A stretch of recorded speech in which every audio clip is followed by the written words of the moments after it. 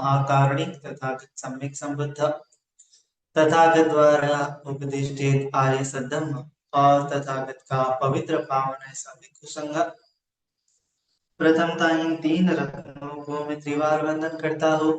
वैसे ही मेरे गुरुआचार्य उपाध्याय जी को भी त्रिवार वंदन करता हूँ तथा जिन जिन महापुरुषों ने धम्म का प्रचार प्रसार किया उनके प्रति कृतज्ञता व्यक्त करता हूँ तथा पूजनीय ज्ञानानंद महाथेरो जी इनको भी त्रिवार वंदन करता हूँ कि जिन्होंने इतनी सुंदर किताब हमें उपलब्ध कराई तथा जुड़े हुए सभी शील संपन्न श्रद्धावान उपासक उपासिकाएं बालक तथा बालिकाएं सभी के प्रति मंगल में थी मंगल।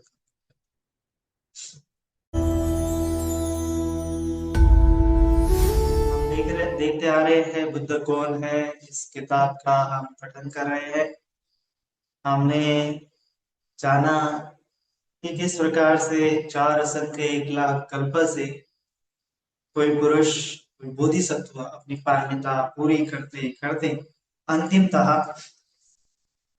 वह माता महामाया देवी इनके गर्भ में प्रवेश कर लेता है और फिर वहां पे बोधिसत्व का जन्म होता है।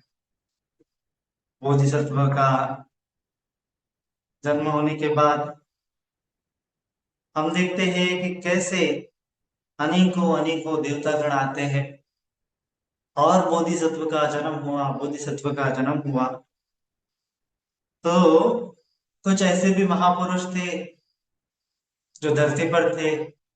जैसे ही बोधिसत्व का जन्म हुआ तो उनको पता चला कि यह बालक कोई साधारण बालक नहीं है। यह बालक तो बड़ा दिव्य है। और कुछ कुछ ऐसे पुरुष थे कि उनको तो ये बुद्ध के नाम की ध्वनि भी सुनाई दी। उसमें से जो महान पुरुष थे उस समय के असित मुनि नाम के सन्यासी थे। तो ये असित मुनि जी को आकाशवाणी हुई। असित मुनि जी को माने एहसास हुआ कि इस धरती पर बुद्ध पैदा हुए हैं। तो किसके घर पुत्र का रत्न का लाभ हुआ। देखते गए तो राजा शुद्धोधन के घर ये पुत्र रत्न का लाभ हुआ है। तो इस नन्हे से बालक को इस नन्हे से बोधिसत्व को देखने के लिए अलग अलग प्रकार के देवता लोग आए। अलग अलग प्रकार के ऋषि मुनि आए और इन ऋषि मुनियों ने ये बालक को देखा और देखते ही वो आश्चर्यचकित हो उठे, है ना। जैसे ही असित मुनि ने इस बालक को देखा, बालक के 32 महापुरुष लक्षणों को देखा और जैसे ही महापुरुष के लक्षणों को देखा वैसे ही उनकी आंखों से आंसू आ गए, है ना। कि ये बालक तो बड़ा दिव्य है, बालक तो बड़ा महान काम करने वाला है, महान सम्राट महान ऋषि मुनि होने वाला है। लेकिन इस बालक का जो तेजो भरा जीवन है, तेजोमय जीवन है, ये जीवन मैं नहीं देख सकता हूँ, इसलिए उनके आंखों से आंसू आ टपके, है ना। लेकिन सिद्धार्थ जो राजकुमार होता है उसके पिताजी राजा शुद्धोधन और माता महामाया देवी दोनों भी क्या हो जाते हैं, बड़े ही गंभीर हो जाते हैं कि क्या ये दुखकारक घटना है क्या, है ना। कि इतने महान ऋषि जो है हमारे पुत्र को देखते हुए आंसू टपका रहे हैं। तब वह जो असित मुनि जी है वह क्या कर लेते हैं, बताते हैं कि ये बच्चा जो है आगे चल के बुद्ध बनने वाला है, क्योंकि इसके शरीर पर 32 लक्षण है। तो 32 लक्षणों के बारे में ये राजा अलग अलग ब्राह्मणों को बुलाता है, राजा शुद्धोधन। और ये 32 लक्षण क्या होते हैं उनको जानने के लिए ये राजा भी क्या होता है, बड़ा बेसब्र सा होता है। और 8 सन्यासियों को बुलाता है, 8 बड़े बड़े विद्वान कपिल वस्तु के जो ब्राह्मण होते हैं, श्रमण होते हैं, उनको बुलाता है कि ये 32 लक्षणों के बारे में मुझे बताओ। तो अभी हम देख रहे हैं कि महाबोधिसत्व राजकुमार के अद्भुत अंग लक्षण, है ना। अभी यहाँ पे महाबोधिसत्व भी बोला गया है क्योंकि महाबोधिसत्व राजकुमार के अद्भुत अंग लक्षण,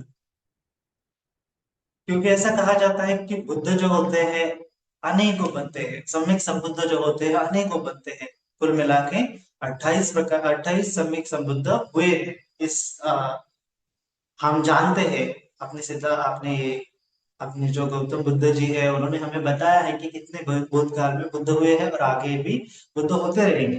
तो जो सम्यक संबुद्ध होते हैं, 4 असंख्य 1 लाख कल्प पारमिता पूरी करने वाले, या फिर 8 असंख्य या फिर 16 असंख्य 1 लाख कल्प पारमिता पूरी करने वाले, ऐसे बोधिसत्व को ही महा बोधिसत्व बोला जाता है। लेकिन ऐसे भी होते हैं, बुद्ध होते हैं कि जो अनगिनत होते हैं, जैसे जिनको बच्चे बुद्ध बोला जाता है, श्रावक बुद्ध बोला जाता है, या फिर अन्य बुद्ध भी बोला जाता है। तो ऐसे बुद्ध को बनने के लिए भी, जैसे प्रत्येक बुद्ध बनने के लिए भी 2 असंख्य 1 लाख कल्प तक पारमिता पूरी करनी पड़ती है। तो ये 2 असंख्य 1 लाख कल्प तक उनको भी जन्म लेना पड़ता है, अनेक अलग प्रकार के पशु योनि में, अलग अलग प्रकार की योनियों में जन्म लेना पड़ता है। पारमिता दसों के दसों पारमिता पूरी करनी पड़ती है।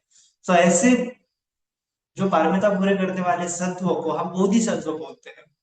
कि जो मतलब पता नहीं, लेकिन ये आगे चल के बुद्ध बनेगा, कौन सा बुद्ध बनेगा, तो ये सम्यक संबुद्ध ही नहीं बनेगा, ये पच्चीक बुद्ध बन जाएगा, या फिर ये श्रावक बुद्ध बनेगा। इसीलिए उनको भी बोधिसत्व बोलते हैं, है ना। और महाबोधिसत्व किसको बोलते हैं, कि जो पर्टिकुलरली सम्यक संबुद्ध बनने वाले हैं, है ना, क्योंकि उनकी बोधि एकदम बहुत बड़ी होती है। तो इसीलिए हम महाबोधि बोलते हैं। या फिर यहाँ पे बोध गया में महाबोधि महाविहार बोलते हैं। तो ये महा शब्द जब आता है परिनिर्वाण की जगह, उनके परिनिर्वाण को हम महापरिनिर्वाण बोलते हैं। लेकिन पच्चीक बुद्ध के परिनिर्वाण को हम महापरिनिर्वाण नहीं बोलते, केवल परिनिर्वाण बोलते हैं। तो इसीलिए पच्चीक बुद्ध को हम बोधिसत्व कहते हैं। और जो सम्यक संबुद्ध है, पारमिता पूरी करने वाला पुरुष होता है, सत्व होता है, उनको हम महाबोधिसत्व बोलते हैं। तो ये महाबोधिसत्व राजकुमार के अद्भुत अंग लक्षण, सामान्य मनुष्य अपने बाहरी रूप से किसी दूसरे मनुष्य से शायद ही अलग दिखता हो। दुनिया में कुछ विशेष लोग होते हैं, वे संसार में जो पुण्य करते हैं उनके फलस्वरूप वे विस्मित अंग लक्षणों से युक्त होते हैं। उनके कुछ अंग लक्षण होते हैं, वैसे सामान्य लोगों से थोड़ा सा भिन्न दिखते हैं। बोधिसत्व के शरीर में 32 विशेष अंग लक्षण थे, जिसे महापुरुष लक्षण भी कहा जाता था उन जमाने में। महापुरुष लक्षणों के बारे में लोगों को मानो कल्पना थी कि फलाना फलाना ये होता है, ऐसे ऐसे लक्षण होते हैं, तो उसको हम 32 लक्षण कहेंगे। जो कोई 32 महापुरुष लक्षण के साथ मनुष्य लोक में जन्म ले, तो उसे तो उस महापुरुष को की केवल 2 ही नियति होती है। यदि वे घर में रहे तो सप्तरत्नों से सुशोभित 4 महाद्वीपों का अधिपति, पंचशील मार्ग के साथ दुनिया पर राज करने वाला चक्रवर्ती सम्राट बनता है ना। जो बोधिसत्व महाबोधिसत्व क्या बोलता है बनता है, वो चक्रवर्ती सम्राट बनता है ना। नहीं तो अगर उसने घर छोड़ दिया, अभिनिष्टम कर प्रवचित हो, तो वो अविद्या के मोह जाल को चीर कर सभी विकारों को नष्ट कर 10 बल से युक्त सर्वज्ञता पाकर सम्यक संबुद्ध होता है। 2 ही गति होती है। तो बोधिसत्व भी हमेशा 2 ही काम करते हैं, है ना। एक तो यह करते हैं कि जैसे पंचशील मार्ग के साथ दुनिया पर राज करते हैं, है ना। पंचशील अगर वो पालन करेंगे तो वो दुनिया पर राज करेंगे, दुनिया पर दुनिया के लिए कुछ ना कुछ मिसाल बनेंगे।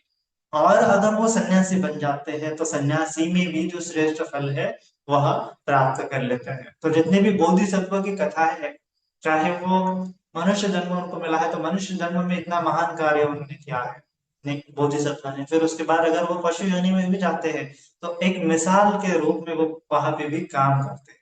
हमेशा बोधिसत्व मानव सभ्यता के लिए कुछ नया देकर जाते हैं, कुछ विशेष कर जाते हैं, कि जिसके वजह से लोग उनको हमेशा याद करते हैं, क्योंकि वो यादगार बन जाते हैं। ऐसे ही बोधिसत्व की चर्या होती है ना? इसीलिए बोधिसत्व चर्या अवतार नाम की महायान में भी किताब लिखी हुई है। तो ऐसे बहुत सारा छोटी मोटी कंसेप्ट से लेके बहुत सारे किताबें भगवान बुद्ध जी के बाद भी लिखी गई।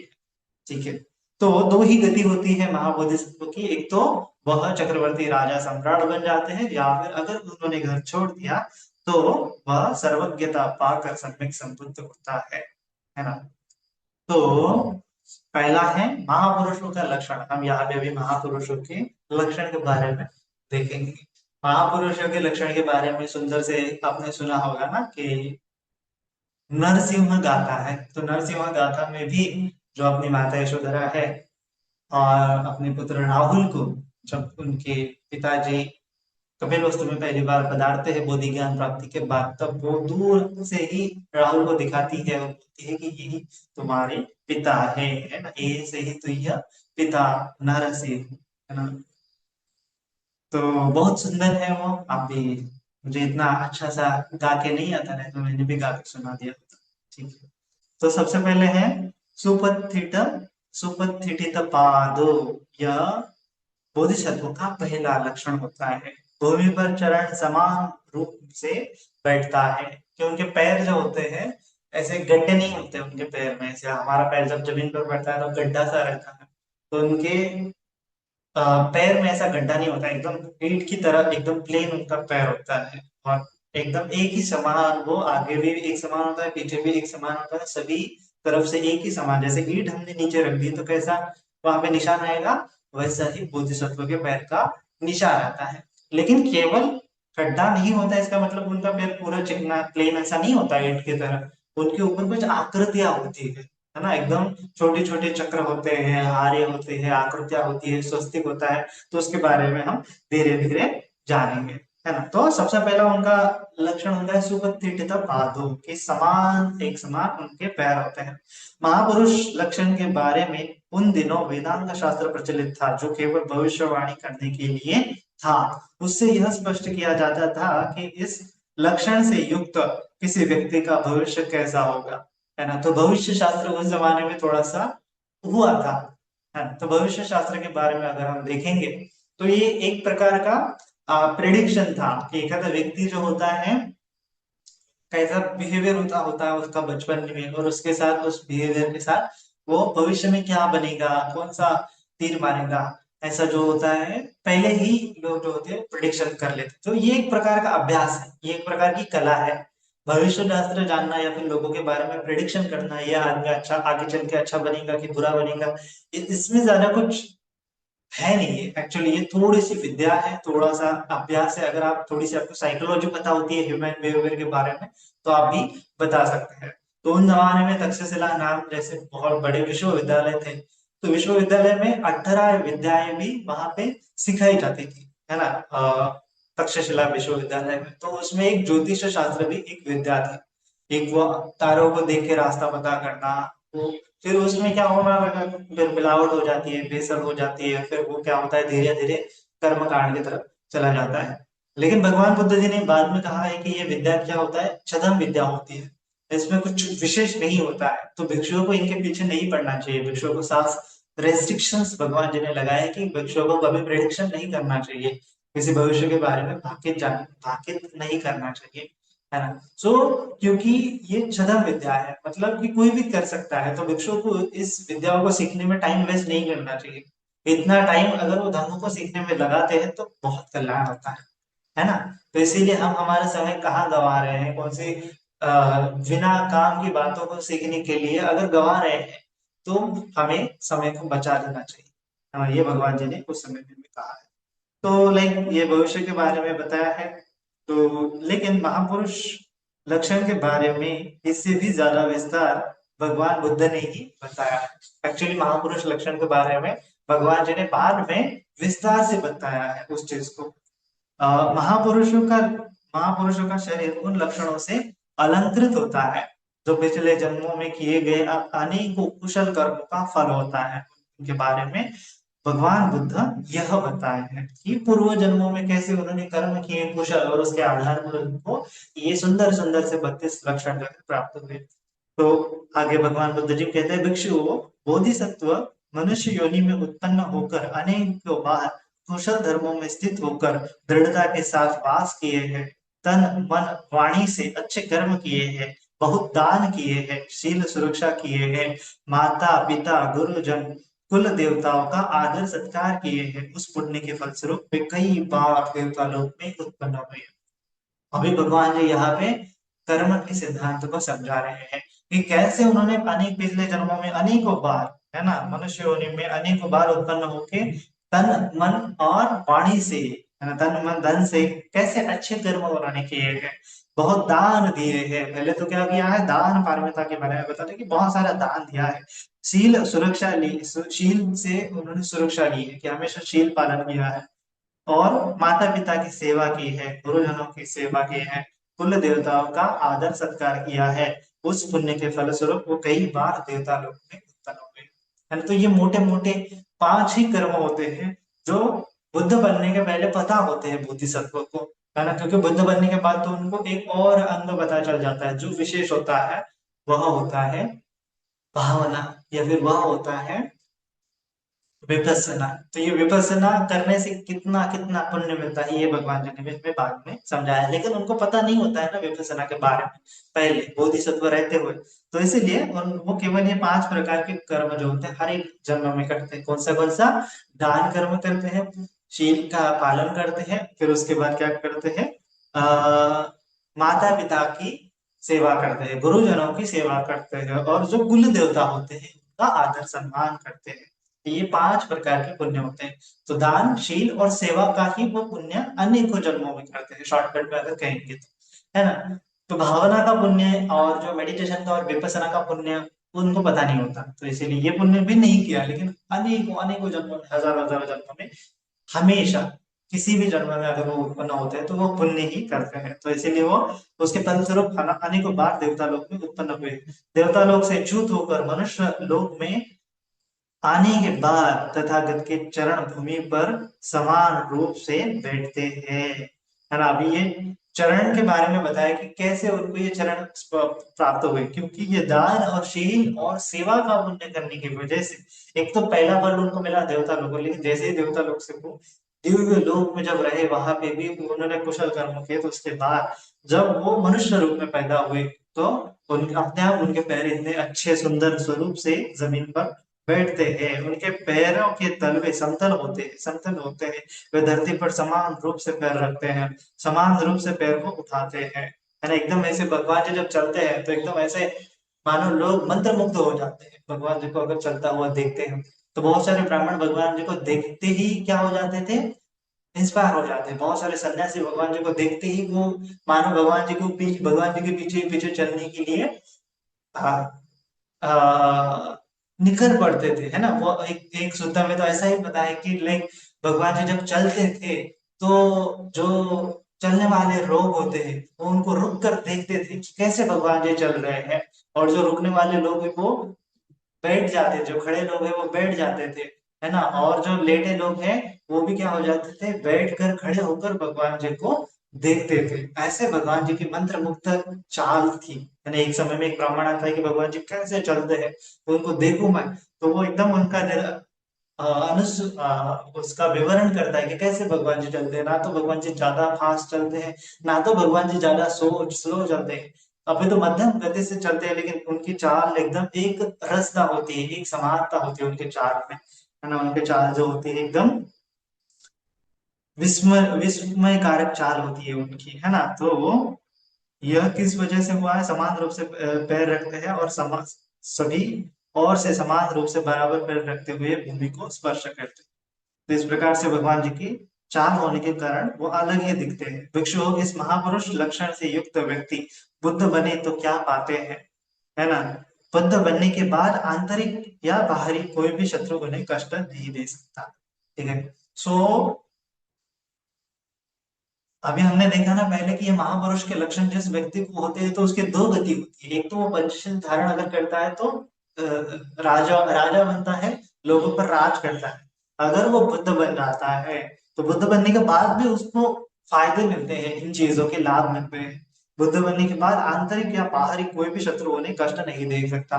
अन्न वर्ण अभिन्न, जिसके बारे में हमने सुना था, नहीं यहाँ पे नहीं सुना था, हाँ, जिसके बारे में हम सुनेंगे कि भगवान जी को कोई मार नहीं सकता, भगवान जी को कोई जीवित हानि नहीं कर सकता। ये भगवान जी को उसी पुण्य कर्म की वजह से प्राप्त होता है। क्योंकि हमें कोई भी आके मार सकता है, हमारे जीवित हानि कर सकता है, अनंतों की भी जीवित हानि हो सकती है, लेकिन सम्यक संबुद्ध की कभी जीवित हानि नहीं होती है। यह एक बल होता है भगवान जी को। यह भगवान जी को बल कैसे प्राप्त हुआ? यही जो दान अनेकों अनेकों जन्मों में दान किया, अनेकों शील पालन किया, अनेकों अनेकों जन्मों में सेवा का अभ्यास किया, भावना किया, ठीक है। तो इन उन तीन पुण्य की वजह से उनको कोई भी बाहरी शत्रु जो होता है कष्ट नहीं दे सकता।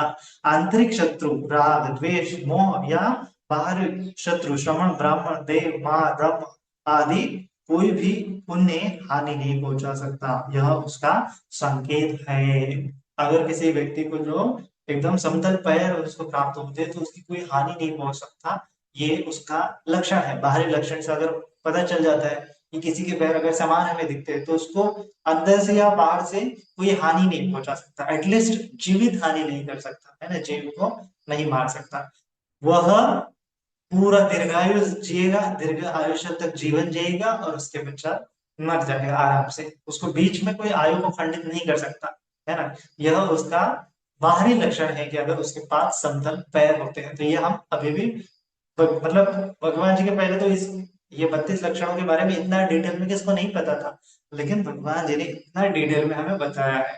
ये एक प्रकार की भविष्यवाणी ही भगवान जी करते हैं कि अगर किसी व्यक्ति को ऐसे समतल पैर मिल जाते हैं तो उसको अंदर से और बाहर से शत्रु को भी जीवित नहीं कर सकता, है ना। तो ये हम अगर दिख जाए हमें कोई महापुरुष 32 लक्षण वाला पुरुष, तो हम भी उसका प्रेडिक्शन कर सकते हैं कि इसका कोई जीवित हानि नहीं कर सकता, क्योंकि ये बुद्ध की वाणी है। पाद तलेसु चक्र लक्षण, पैरों के तलवा पर चक्र लक्षण होता है ना, उनके पैर के ठीक नीचे जो होता है चक्र होता है ना। भिक्षु बोधिसत्व मनुष्य लोक में अनेकों बार जनता को धर्मानुकूल सुरक्षा प्रदान किए, है ना। किस वजह से उनको ये धर्म चक्र प्राप्त होता है, या फिर वो चक्र जैसा चिन्ह उनको प्राप्त होता है उनके पैर पर, है ना। तो इसका पुण्य क्या, उन्होंने पुण्य किया था कि उनको ये पाद तेलेसु चक्र लक्षण प्राप्त हुआ। तो उनके पैर पर चक्र उनको प्राप्त हुए हैं, क्यों? क्योंकि वो बताते हैं कि बोधिसत्व मनुष्य में अनेकों बार जनता को धर्मानुकूल सुरक्षा प्रदान की। लोगों को सुरक्षा अगर आप प्रदान कर लेते हो तो ये चक्र रत्न आपको भी मिल सकता है ना। ये ये पैरों के भी बारे में आपको मिल सकते हैं अगर आप शील का पालन करते हैं, दान करते हैं और सेवा करते हैं माता पिता गुरुजनों की, देवता की। तो ये सेवा करने से आपको ये भी मिल सकता है, जो पाद जो क्या बोलते हैं उसको, समतल पाद, समुत्थित पादो। फिर उसके बाद पाद से ले जो चक्र लक्षण कैसे प्राप्त होता है, तो दूसरों को सुरक्षा देने के पुण्य की वजह से। वो अभय दान बोलते हैं ना उसको, दानों में भी अभय दान होता है एक, कि दूसरों को सुरक्षा देना, दूसरों को माफ कर देना, दूसरों को कंफर्ट दे देना, दूसरों को डरों से शोकों से मुक्त कर देना। तो यह क्या होता है, धर्मानुकूल अगर हम उसको सुरक्षा प्रदान करते हैं तो हमें भी ये चक्र लक्षण मिल सकता है। चोर शत्रु और अमनुष्यों के उपद्रव से लोगों को बचाता है, चोरों से बचाता है, शत्रुओं से बचाता है, और अमनुष्यों के उपद्रव से लोगों को बचाता है। मिलजुल कर परिवारों के साथ महादान किए हैं, वे ऐसा अनेक बार किए हैं। एक बार करने से नहीं मिलता है, अनेक बार आपको ये करना पड़ेगा, उसके बाद आपको भी मिल जाएगा। उस पुण्य के फलस्वरूप वो कई बार देवता लोक में भी उत्पन्न हुए हैं, है ना। सबसे पहले तो देवता लोक में आपका जन्म होता है, क्योंकि इतना अच्छा पुण्य करने के बाद वो मनुष्य नहीं बनता है, अपाय गति में नहीं जाता, वो सीधा हल्का हल्का देवता लोक में चला जाता है। लेकिन देवता लोक में जब उनका पुण्य धीरे धीरे कम होने लगता है तब वो मनुष्य बन जाता है। फिर वहां से च्युत होकर मनुष्य लोक में आने के बाद तथागतों के पैरों के तलवे पर सभी आकारों से परिपूर्ण नाभि और नेभि गोलाकारों से युक्त हजारों आरों की तिलिया वाला, हजारों आर मतलब हजारों आर वाला चक्र होता है। जैसे उनके पैर के निशान अगर हम देखेंगे तो हजार हजार हजार हजार ऐसे आलिया होती है, तिलिया होती है, और एकदम ऐसे नहीं कि क्रॉस क्रॉस क्रॉस, एकदम सुंदर रूप से गोलाकार, बीच में सेंटर में होता है, और सुंदर रूप से सभी आरिया एक समान होती है। इतना सुंदर चक्र उनको प्राप्त होता है। यह दर्शाता है कि हजारों हजारों जन्मों में उन्होंने ये लोगों को सुरक्षा किस प्रकार से प्रदान की होगी, कितनी सुंदर प्रकार से सुरक्षा प्रदान की होगी कि उसकी वजह से इतना सुंदर उनको जो चक्र लक्षण प्राप्त हुआ।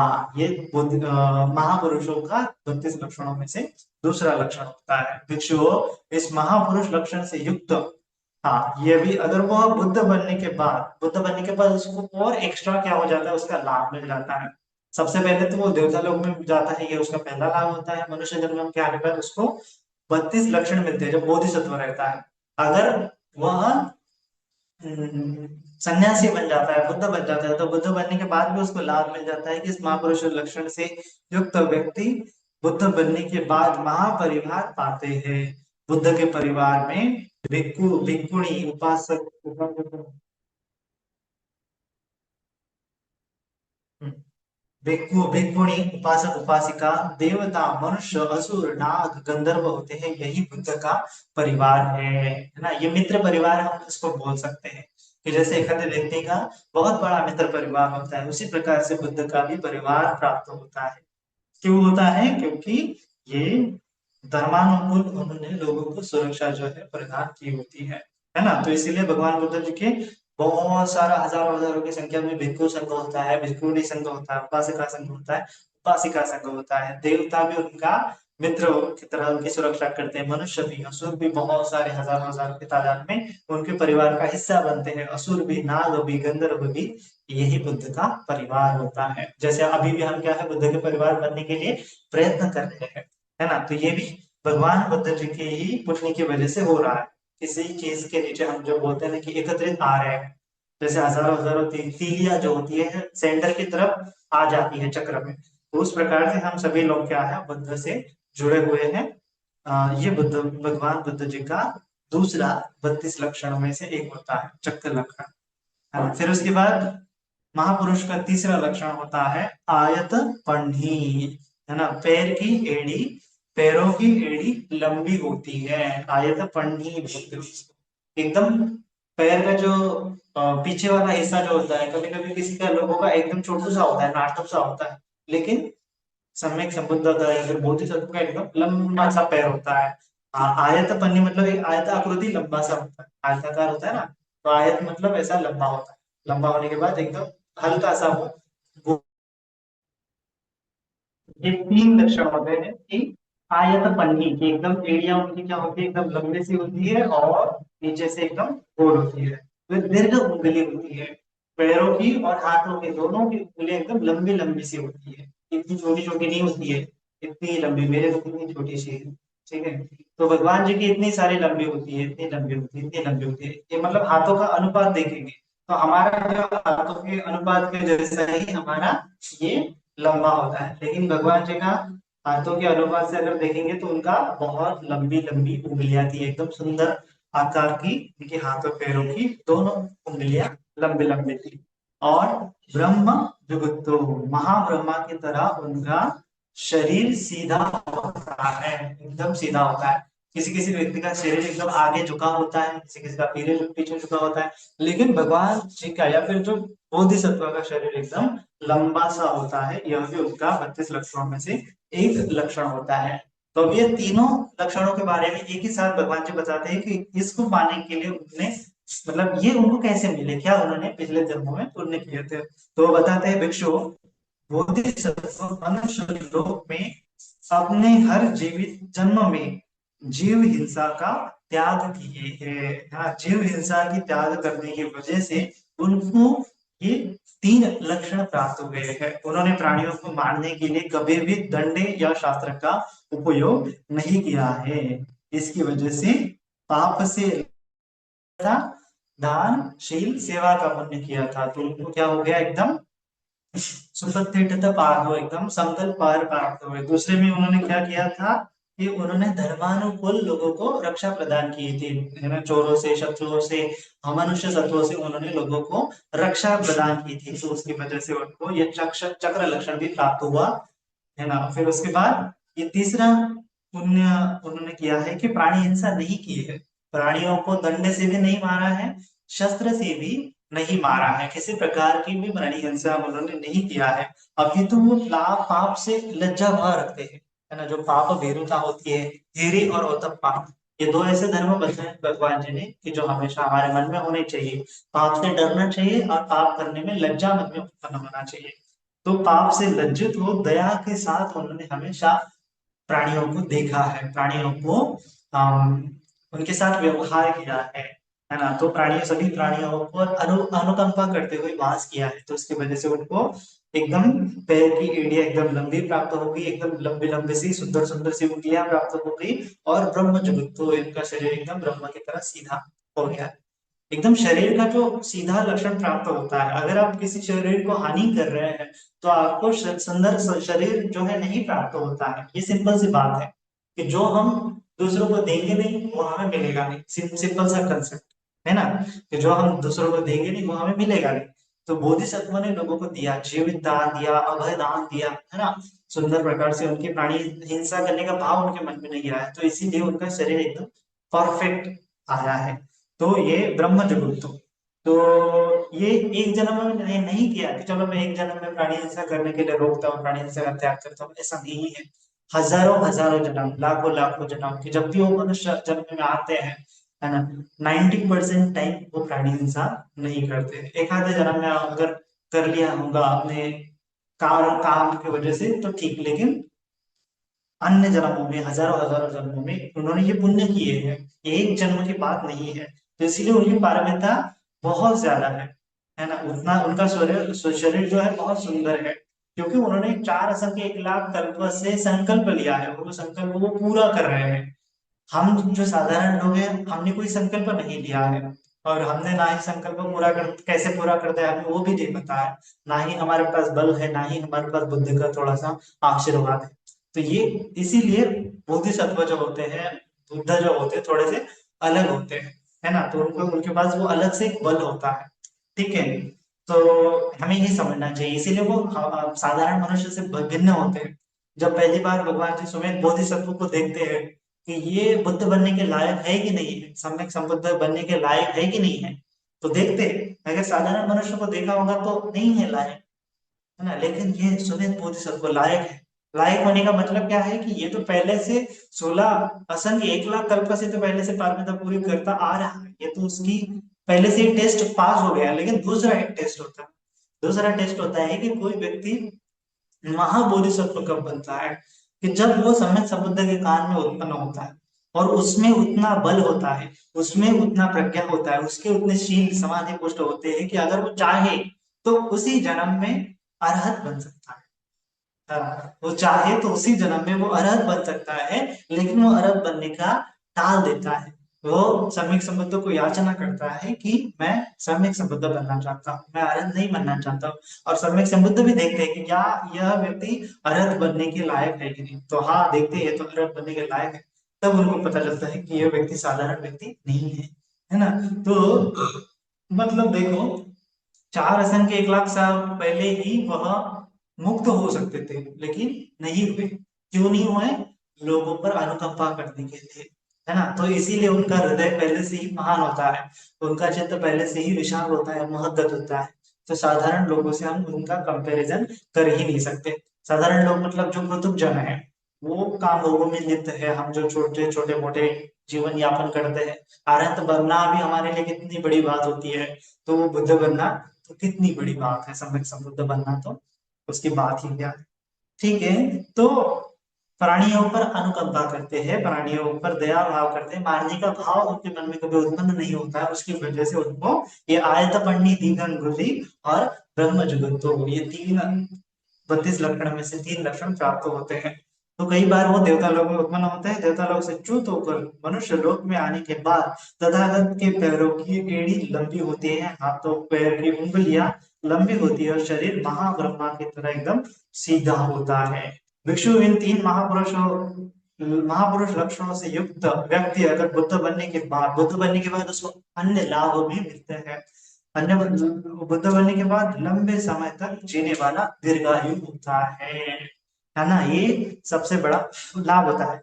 ये प्राणी हिंसा का अगर हम शील पालन करेंगे तो हम भी दीर्घायु होते हैं, है ना। इसीलिए बोला गया है ना, अभिवादनशीलिस् नित्यं वर्धापचारणं चत्वारो धर्मा वर्धन्ति आयु वर्ण सुखं बलं। कि जो नित्य रूप से अभिवादनशीलिस्, बड़े से लोगों का सम्मान करता है, रिस्पेक्ट करता है, सीलों का पालन करता है, नित्यं वर्धापचारिणो, वृद्ध लोगों की सेवा करता है, माता पिता गुरुजनों की, नित्यं वर्धापचारिणो चत्वारो धर्मा वर्धन्ति, उसके 4 धर्म बढ़ जाते हैं, आयु वर्ण सुख और बल। तो आयु, लंबी आयु उसको प्राप्त हो जाती है अगर वो शील पालन करता है ना। वर्ण मिल जाता है अगर वो सेवा करता है, बल मिल जाता है सेवा करने की वजह से, दूसरों को रिस्पेक्ट करने की वजह से। आयु वर्ण सुख और बल, सुख तो उनको इस पुण्य कर्म की वजह से तो सुख मिलता ही मिलता है।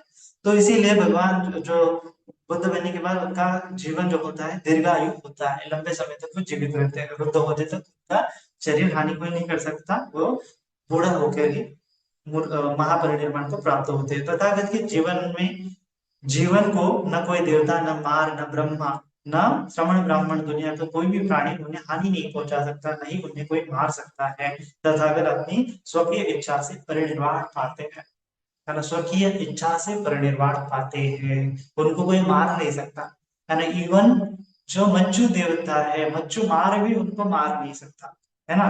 कि मच्छु देवता भी आके उनको रिक्वेस्ट करना पड़ता है कि भगवान जी अभी आप महापरिनिर्वाण लो, आपका समय आ रहा है, रिक्वेस्ट करता है, याचना करता है। और हमारे पास मच्छु कैसे आता है, ये आया इधर से, वो पंखा गिरा और व्यक्ति मर गया, वो आगे से चल गया कार से, उस कार ने उसको धड़क दे दी। ये मच्छु मार लोगों से जीवन को छीन ले जाता है। थोड़ा सा एक्सीडेंट हो गया, थोड़ा सा कुछ हो गया, थोड़ी सी बीमारी आ गई और हम मच्छुमार हमें उठा ले जाता है ना।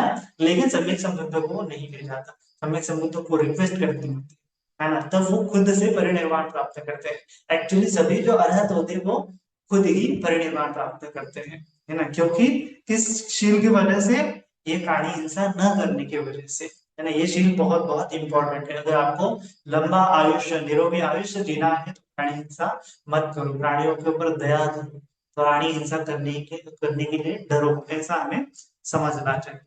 ठीक है, फिर उसके बाद छठा लक्षण होता है सत्तु सदो, 7 स्थानों पर मांस उभरा होता है ना। तो 7 स्थानों पर मांस उभरा होता है। तो जैसे भिक्षु, बोधिसत्व मनुष्य लोक में अनेक बार जन्म लेकर बहुत स्वादिष्ट खाना पीना दान देते हैं।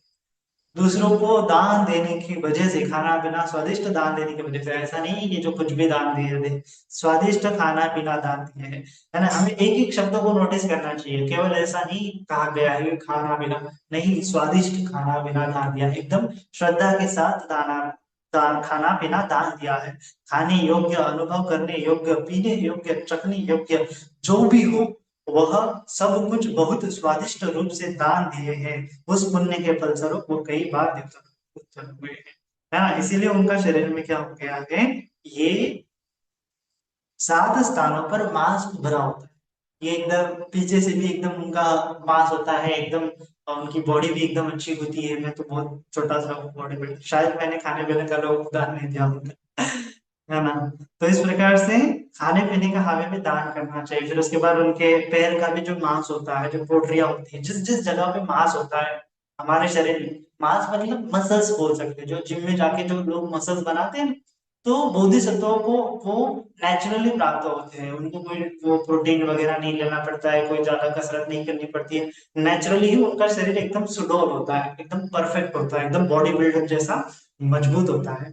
तो ये उनका लोगों को स्वादिष्ट खाना पीना दान देने की वजह से उनको ये प्राप्त हुआ था। ठीक है, तो 7 जगहों पर एकदम मांस होता है जो उभरा होता है, उनका जो चेस्ट भी होता है ना, वो एकदम सिंह की तरह होता है, एकदम उभरा हुआ, ऐसा होता है।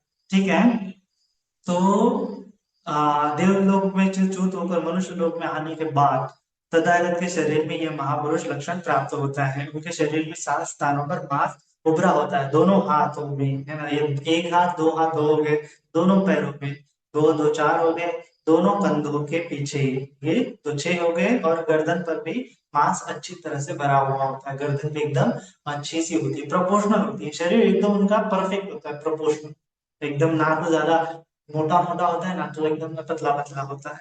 इस प्रकार से वो अनुपात में उनका शरीर होता है। भिक्षु, इस महापुरुष लक्षण से युक्त व्यक्ति बुद्ध बनने के बाद खाने योग्य, अनुभव करने योग्य, पीने योग्य, चखने योग्य जो भी हो, वो सब स्वादिष्ट रूप से प्राप्त कर पाते हैं, है ना। बुद्ध बनने के बाद उनको अतिरिक्त लाभ मिल जाता है, तो उनको खाने की कभी कमी नहीं पड़ती है। और भगवान जब हमेशा खाने योग्य, अनुभव करने योग्य, एकदम स्वादिष्ट, पीने योग्य, चखने योग्य व्यंजन पदार्थ पेय उनके जीवन में भर भर के उनको मिलते हैं, ये उनका अतिरिक्त लाभ होता है जब वो बुद्ध बनते हैं तब, है ना। बुद्ध बनने के पहले तो उनका शरीर ही उनको मिल गया है, उन्होंने वस्तुओं को दान देने की वजह से एकदम सुंदर प्रकार से मांस को भरा हुआ शरीर मिला है। लेकिन जब बुद्ध बन जाते हैं तो अतिरिक्त लाभ क्या मिलता है? अतिरिक्त लाभ मिलता है कि उनको सभी प्रकार के सुंदर सुंदर खाने योग्य, पीने योग्य, चखने योग्य जो व्यंजन होते हैं, स्वादिष्ट व्यंजन उनको भर भर के मिलते हैं, कभी उनको खाने पीने की कमी नहीं पड़ती है। तो ये 6 नंबर का उनका 32 लक्षण में से 6 नंबर का लक्षण हुआ। फिर उसके बाद 7वें लक्षण है, 7वां लक्षण है मुदुत मुदु तरुण हत्थ पादो। मुदु तरुण हत्थ पादो, मृदु तल होते हैं हाथ, एकदम कैसे होते हैं? मृदु, हाथ में एकदम कोमल होते हैं, कोमल की या फिर गुलाब की जैसे पंखुड़ियां होती है, वैसे ही उनके एकदम मृदु हाथ होते हैं, ज्यादा कठोर हाथ नहीं होते, एकदम मुलायम मुलायम से उनके हाथ होते हैं, है ना। जाल हत्थ पादो, हाथों पर लचीजे होते हैं। हाथों पर ये जाल होते हैं ना, ये शायद नक्शी या जो हमारे हाथों की रेखा होती है, तो उसमें भी क्या होता है, एकदम एकदम आकार होता है उनके हाथों के ऊपर, है ना, एकदम लक्षण होते हैं उनके हाथों के ऊपर, जैसे स्वास्तिक वगैरह होता है। बहुत बार अगर हम थाईलैंड में देखेंगे, जापान में देखेंगे, भगवान बुद्ध जी की मूर्ति के हाथों में ऐसे स्वास्तिक बना हुआ होता है, तो एकदम स्वास्तिक के आकार का उनके हाथों की एकदम उंगलियां होती है। तो हाथ पैर कोमल होते हैं, पहला लक्षण है। दूसरा लक्षण होता है कि ये जो रेखाएं होती है वो एकदम लचीली होती है, एकदम गोल चक्र वगैरह होते हैं, यहाँ पे भी थोड़े थोड़े से स्वस्तिक होते हैं, यहाँ पे यहाँ पे यहाँ पे, ऐसे उनका हाथ होते हैं। भिक्षु बोधिसत्व मनुष्य लोक में अनेक बार जन्म लेकर दान, प्रिय वचन, अर्थचर्या, समानात्मकता, इन 4 संग्रह कारक गुणों को भली भांति अभ्यास किए हैं। उस पुण्य के फलस्वरूप वे कई बार देवता लोक में गए हैं। तो ये 4 पुण्य की वजह से कौन सा, एक तो उन्होंने दान कर्म किया है, फिर उसके बाद हमेशा प्रिय वचन बोला है, जो सम्यक वाचा का आचरण उन्होंने हमेशा कई जन्मों में उन्होंने प्राप्त किया है। अर्थचर्या, अर्थचर्या मतलब हमेशा वो लोगों को आर्थिक रूप से भी मदद करते हैं और भर भर भर के पैसा कमाते हैं, वो कंजूस नहीं होते हैं और पैसे कमाने में भी कोई कमी नहीं करते हैं, हमेशा उनके पास पैसे रहते हैं और हमेशा वो लोगों को पैसे भी दान करते हैं, मतलब ऐसा उनका व्यवहार होता है। फिर उसके बाद समानात्मता, समानात्मता, लोगों सभी सत्वों को समान रूप से रिस्पेक्ट करते हैं, किसी का भेदभाव नहीं करते, किसी की घृणा नहीं करते कि ये नीचा है, ये ऊपर है तो उसकी चापलूसी वगैरह, ऐसा नहीं करते हैं, सभी को समान रूप से देखते हैं। तो ये बोधिसत्व की 4 क्वालिटी होने की तरह से ये 4 संग्रह कारक गुणों को भली भांति उन्होंने अभ्यास किया है, एक जन्म में नहीं, हजारों हजारों जन्मों में किया है। उस पुण्य के फलस्वरूप कई बार वो देवता लोक में उत्पन्न हुए। देवता लोक से च्युत होकर मनुष्य लोक में आने के बाद तथागत के हाथ पैर एक तरुण युवक की तरह कोमल होते हैं, है ना, एकदम तरुण युवक की तरह एकदम कोमल होते हैं। साथ ही उनके हाथ पैर नम्यशील लचीले होते हैं, एकदम मृदु होते हैं, लचीले होते हैं, जहां हथपादों मतलब ऐसा भी बोला गया, फ्लेक्सिबल, एकदम फ्लेक्सिबल होती है। किसी किसी का हाथ हम देखते हैं ना कि ऐसे करने के लिए उनको बहुत परेशानी होती है, ऐसे करने के लिए एकदम परेशानी होती है, लेकिन जो भगवान जी को कभी ऐसी परेशानी नहीं होती, एकदम फ्लेक्सिबल होता है, एकदम ऐसे ऐसे ऐसे ऐसे वो मुड़ सकते हैं।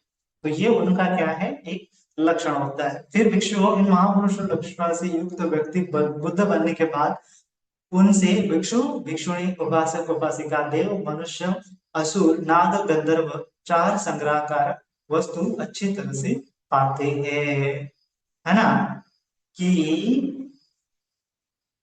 जो भिक्षु भिक्षुणियों को जो लाभ मिलता है, क्यों भिक्षु भिक्षुणियां भगवान बुद्ध जी की तरफ आकर्षित होती है, क्यों उपासक उपासिका, क्यों देव, मनुष्य, असुर, नाग, गंधर्व ये भगवान बुद्ध जी की तरफ आते हैं, क्योंकि 4 संग्रह कारक वस्तु ये भी उनको भी मिलती है। भगवान जैसे वो धर्म दान देते हैं, भगवान जी उनको धर्म दान देते हैं, भगवान जी हमेशा प्रिय वचन बोलते हैं, भगवान जी उनको अर्थचर्या के बारे में भी समझाते हैं, और भगवान जी उनको समान भाव से देखते हैं, मतलब उच्च नीचता के भाव से नहीं देखते हैं। तो ये 4 संग्रह कारक गुणों से भी उनको भी देखने की वजह से उनको भी ये 4 संग्रह कारक गुण प्राप्त होते हैं। तो इसीलिए ये भिक्षु भिक्षुणी, उपासक उपासिका, देव, मनुष्य, असुर, नाग, गंधर्व ये भगवान जी की तरफ आते हैं, ये उनका अतिरिक्त लाभ होता है ना।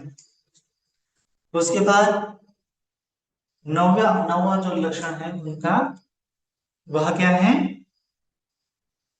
पैरों के टखने उठे होते हैं, उनसक पादों पैरों के जो टखने होते हैं, ये जो हम बोलते हैं ना, जो पैर के नीचे जो एड़ी के ऊपर जो हड्डी होती है वो एकदम ऊंची होती है ना, एकदम ऊंट की तरह, जैसे ऊंट एकदम वैसे शानदार एकदम चलता है ना, वैसे ही भगवान जी का जो ऊपर होता है, हमारा एकदम बहुत नीचे होता है ऊपर की हड्डी जहाँ से पैर हिलता है, लेकिन भगवान जी का एकदम ऊपर होता है।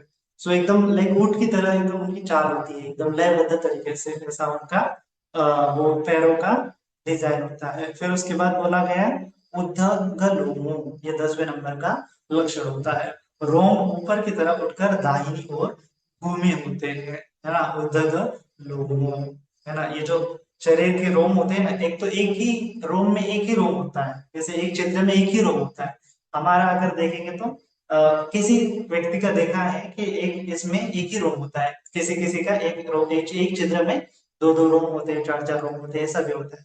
लेकिन भगवान जी के जो रोम होते हैं वो सुंदर होते हैं, और काले काले नहीं होते, भूरे रंग के होते हैं। और उसके बाद वह ऊपर उठकर दाहिनी ओर घूमे होते हैं, क्लॉकवाइज घूमे हुए होते हैं। तो भिक्षु को ये क्लॉकवाइज घूमने के लिए एक और उनका ये बताया गया है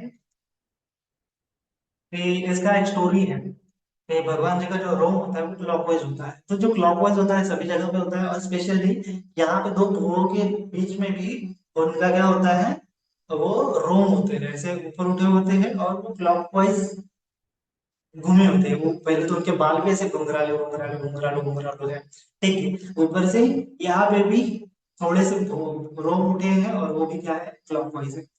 तो ऐसा एक स्टोरी है, मैंने सुना है कि जो राजा शुद्धोधन ने 8 ब्राह्मणों को जो बुलाया कि सिद्धार्थ गौतम का भविष्य देखने के लिए, तो भविष्य देखने के लिए क्या हो गया कि उनको बुलाने के पश्चात उन्होंने 32 महापुरुष लक्षण को देखा। तो 8 ब्राह्मण में से 7 ब्राह्मण बोलने लगे कि ये तो एक तो या तो चक्रवर्ती सम्राट बनेगा या तो बुद्ध बनेगा।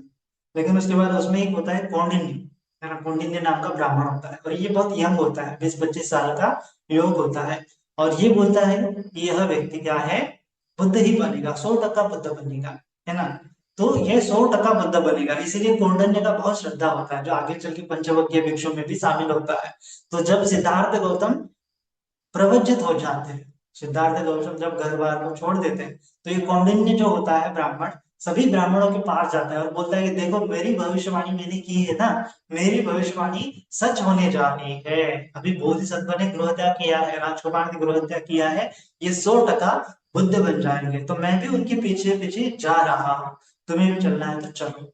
तो जो ब्राह्मण होते हैं वो बहुत बूढ़े हो चुके होते हैं, इतने बूढ़े हो चुके होते हैं तो उनके बेटे होते हैं, तो उनको बेटों को वो बोलते हैं। तो ये 7 ब्राह्मणों में से 4 ब्राह्मणों के बेटे जो होते हैं, ये कौंडिन्य के पास साथ चले आते हैं, वो अपना महाना मस्जिद बनती है। तो ये 4 ब्राह्मणों के बेटे होते हैं, और ये कौंडिन्य अपने ये पांचों मिलकर जो सिद्धार्थ राजकुमार जहाँ पे उन्होंने प्रवज्ञा ली है सिद्धार्थ गौतम, उनके पीछे पीछे जा जाते हैं। फिर इस उर्वला वन में उनकी मुलाकात हो जाती है, और यहाँ पे वो 6 साल तक तपस्या करते हैं। सो कौंडिन्य ने 100% ऐसा क्यों कहा था कि ये बुद्ध बन जाएगा ये व्यक्ति, तो उन्होंने इसी रोम को देखा था कि ये जो रोम हुए वह क्लॉकवाइज घूमे हैं, बोले हैं दाहिनी ओर घूमे हैं, तो दाहिनी ओर घूमे हैं तो ये बुद्ध बनेगा। अगर बाई ओर घूमे होते तो ये चक्रवर्ती सम्राट बन जाता था, ऐसा उन्होंने उस समय में डिस्कशन किया था। लेकिन बाकी ब्राह्मणों ने उनकी बात नहीं सुनी, इसलिए उनका बहुत अटूट विश्वास था बुद्ध के प्रति, बोधिसत्व के प्रति। तो इसीलिए बोधिसत्व को अपना श्रद्धा स्थान मानते मानते उनके पीछे पीछे जा पड़े। फिर यहाँ उर्वला वन में 6 साल तपस्या की, फिर उसके बाद वो वाराणसी चले गए। फिर वाराणसी में भगवान जी ने उनको पहला धम्मचक्र प्रवर्तन का उपदेश दिया था। तो तो ये दो दो लक्षण हैं, पैरों के टखने उठे होते हैं और रोम जो ऊपर उठकर दाहिनी ओर घूमे होते हैं। तो वृक्षो बोधिसत्व मनुष्य लोक में अनेकों जन्म लेकर हमेशा जनता को सुखदायी मधुर वचन बोले ही थे, मधुर वचन बोले, सुखदायी मधुर वचन बोले हैं, धर्म दान किए हैं, उस पुण्य के फलस्वरूप वो कई बार देवता लोक में प्राप्त हुए हैं। तो ये दो लक्षण उनको कैसे प्राप्त हुए हैं, लोगों को मधुर वचन बोलने की वजह से और धर्म का दान देने की वजह से, धर्म कामों में वो हमेशा अग्र रहते हैं। कुछ कुछ व्यक्ति देखते हैं ना कि कैसे धर्म काम करते हैं। कुछ कुछ जैसे अभी हम देखते हैं ना, अन्य अनेकों धर्म संप्रदाय है।